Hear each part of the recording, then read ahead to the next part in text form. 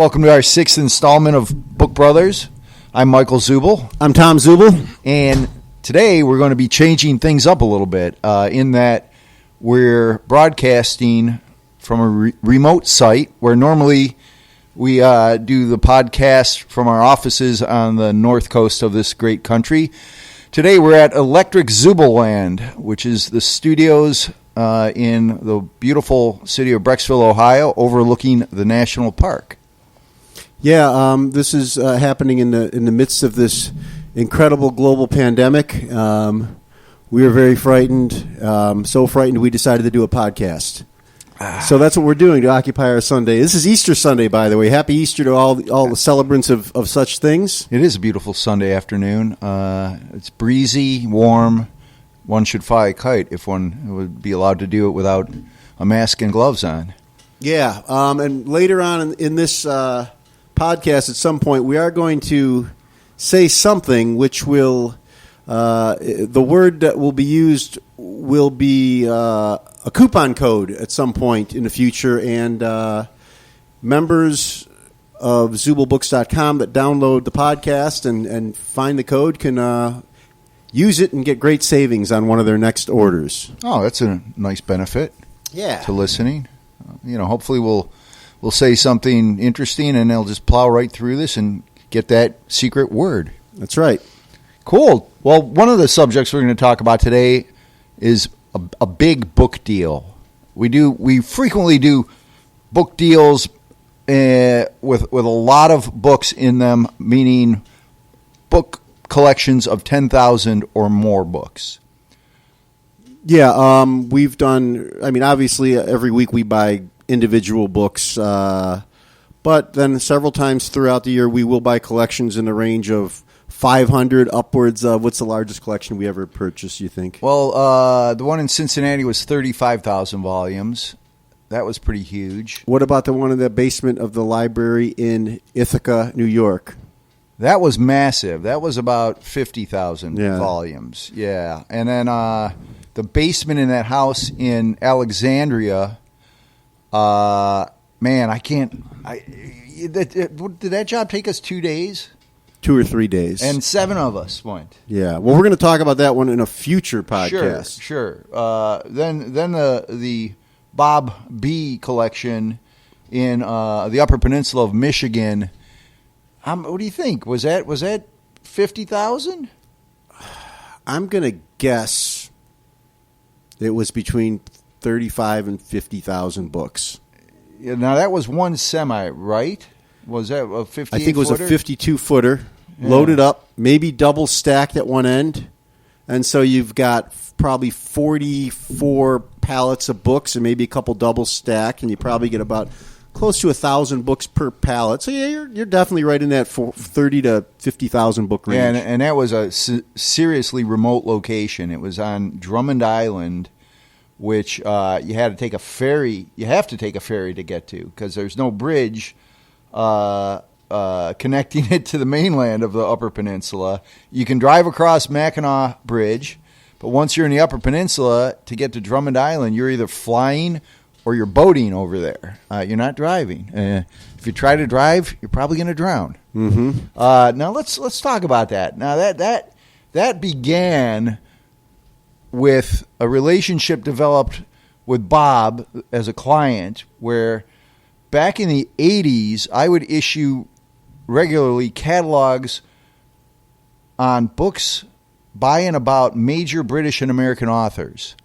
Guys like Byron, Hemingway, Joyce, notables, pretty much people, anybody with a college education and paid attention to English class would at least recognize their name. Milton, Shakespeare, Shaw, that sort of thing. Mm-hmm. Well, Bob was on our mailing list, and we'd send out 20 to 40,000 of these catalogs every press run, and he got the bug.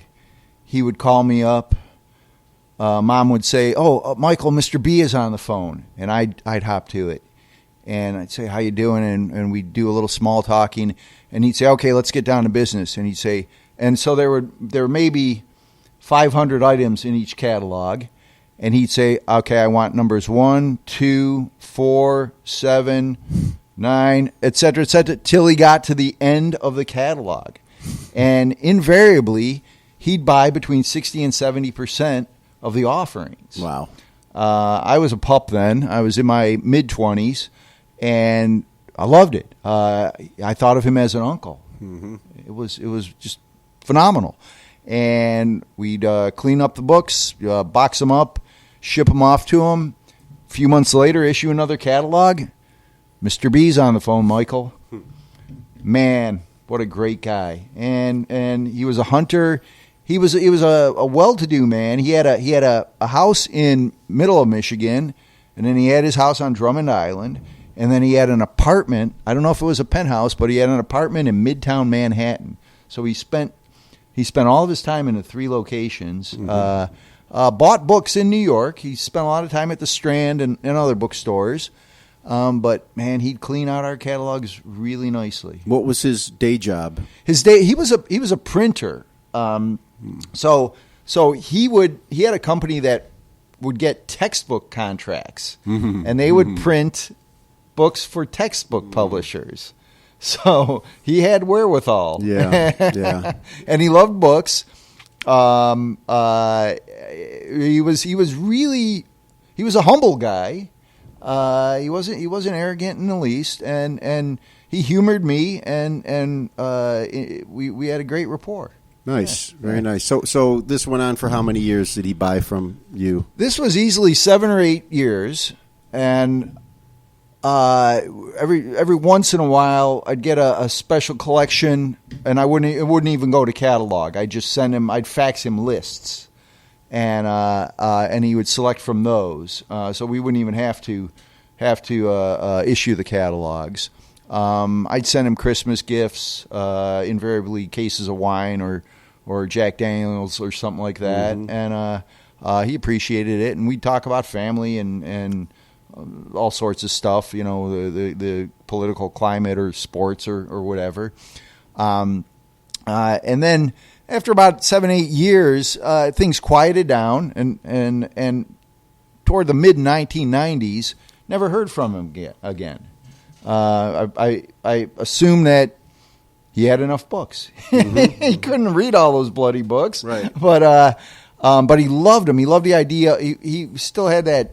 He had that collector instinct where he wanted every edition of Joyce's Ulysses, and then every book written about Joyce. He didn't like magazine articles about authors. He only wanted monographs. He only wanted books, and he wanted books in nice condition. So if there were books that needed to be rebound, he would skip on them and plod through the catalogs. Right. Yeah. Now, were we selling rare books ever, or was it just sort of like these monographs, scholarly monographs? No, rare books were included in those catalogs. So okay. He did have sort of a price threshold. I think he winced at anything really over $500 a book. Mm-hmm. So if you had a really expensive, scarce item, he would shy away from that for whatever reason. Yeah, he had the money for it, but mm-hmm. Most times he would bypass those. When I was dealing with him, he talked about building his own library up on Drummond Island. He had a big estate up there, multi-acre spread, and he was putting together his personal library. So when he fully retired, he was just going to tool around, maybe do some hunting, and fondle the books. Be surrounded by his library. Exactly. Yeah. So it tapers off. You don't get calls from him anymore, and then what goes right, down? he disappears. So in about 1996 or 7, a woman calls us, and she identifies herself as his widow, which breaks my heart. In that he had passed away. Unfortunately, he caught the one of the few things that I worry about, and that's pancreatic cancer. That's a pretty much a death sentence. And she said he went within 3 months of having it diagnosed. She was left with his book collection. Mm-hmm. They had finished the library building, but he was diagnosed upon its completion, and that was that. Wow. He didn't shelve it. He didn't fill it with the books. He didn't get to act like a happily aging bibliophile, and so his widow's name was Wanda, and we'll call her that because that was her name, and I got along fine with her on the phone, and she understood my sadness in his loss, and in the loss of him, and so she claimed that he had 100,000 books at the time. Now, you and I know very well that you get these calls all the time. Oh, I have 1 million books. Well, nobody really has 1 million books. Right. And then you go in the house. We might have 1 million books. Right. But we probably do have 1 million books. Right. But we have 300,000 square feet to house them. Yeah. Whereas you get these ladies calling up and, oh, my husband left me with thousands of books, and you go over to the house and there's 400 books there. Right. It's anyway. This was pre-internet, so she didn't send us photos. She just said, "No, there's a warehouse up here on the property, loaded with his books. They're all in boxes." Well, Cleveland to Drummond Island is 571 miles. So rather than you and I spending 3 days door to door, we studied it and we hired a private plane. Yeah, I recall that. Yeah, a propeller plane. It was a four-seater. Four-seater. Now you and I are going with a pilot, and we have a third seat. So my then brother-in-law Ken was out of work, and we said, "Hey, why don't you fill the fourth seat and just go for a toot with us up there?" We took off from the east side of Cleveland, flew over Lake Erie, then over Lake Ontario, what is that? Lake Superior. It was frightening. Was it Superior up there? I was frightened.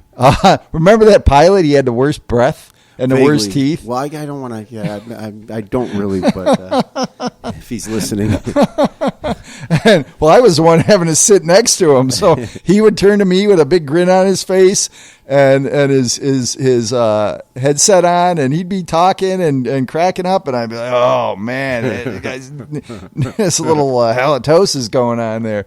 In any case, when we took off, it was frightening because it was in weather that we flew. Yep. We flew through storms. Yep, it was cloudy and wet and windy, and I was scared to death. So you and Ken were probably in the backseat holding hands. Pretty much, we were hugging each other. But he's like a big bear at the time, so it was very comforting.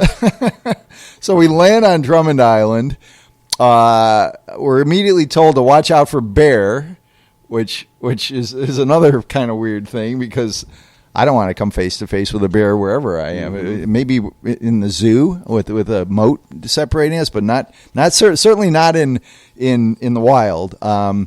Wanda picks us up in her Mercedes at the airstrip and takes us to the house. You remember that? I think it was a convertible. She have a cloth top? I thought she did. I think you're right. Yeah. It was kind of a nice day up there. Mm-hmm. I think it was a little cool and sunny. And and the flight was maybe an hour, if that. Yeah, it was quick. It was none of this 8 hours driving kind of thing. It was pleasant, as I recall. So we drove to the warehouse, correct? Yeah, I think she took us to the main house first, which was beautifully laid out and apportioned and decorated, and then we walked to the warehouse, which was on the property. Oh, okay. And the warehouse was massive. It was easily 10,000 square feet.